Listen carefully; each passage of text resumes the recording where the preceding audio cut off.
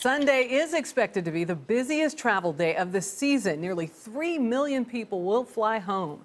Airports around the country tightened security after the Paris attacks. A worldwide travel alert from the State Department remains in effect this morning.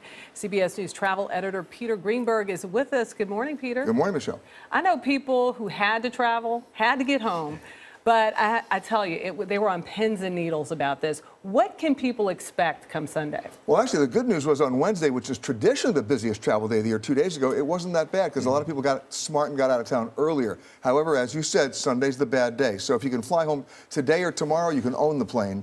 Sunday, you can. Everybody else will be on the lines at the mall. Yeah. So Sunday is the day to watch out for. You're going to see longer lines because the TSA at certain high-risk airports is basically instructing their own inspectors to do more behavioral profiling, meaning asking people questions in a conversation that can't be answered by yes or no, just to determine that they actually know where they're going and why. It's not going to be any more like, did you pack the bags yourself or did they give you anything? No, it's going to be, where are you going today? If you don't know the answer, that requires another conversation. The other thing they're going to do is, you may remember after 9/11, positive bag matching, where you couldn't check in for a flight and have your bags checked in and then choose not to go on the plane and have the bags go on without you. They're going to go back to that on some more high-risk airports. So you might expect some delays as some bags are removed from the plane from people who didn't show up. All right, other than packing your patience, I guess, what can people do to survive those long security lines? Well, one of the things that I've always done, and the TSA argues with me that I'm wrong about this, but my experience tells you I'm not, is that on any kind of day of the week, not just a holiday period, if you get to a security line, there are two security lines, most people would choose the shortest. No. Don't go for the shortest line. Go for the number of TSA agents who are standing at that monitor at the conveyor belt for the carry-on bags. If there's one guy there, I don't care how long that line is, choose that line.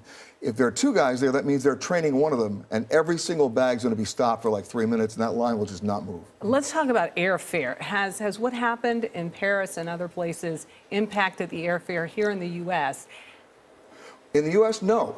U.S. airfares right now are low because of the season, other than Thanksgiving, so they'll stay low. But overseas, those fares collapsed because you saw a complete collapse in the actual new bookings and also cancellations. So you're talking 24% down. And to give you an idea of what we're talking about, a year ago, the airfare to Paris from New York was as high as about $1,720 coach at this time of the year. I found it yesterday and this morning for as low as under $700. We don't have much time left, but how has the terror attacks in Paris affected travel to France for tourism? Well, bottom line is, short-term bookings down, but Paris is a very resilient place in terms of U.S. interest. That's coming back. It's now starting to stabilize. The #1 destination worldwide. It's 7% of their GDP. They're not messing around. They need us back. Great. Peter Greenberg, thank you so much.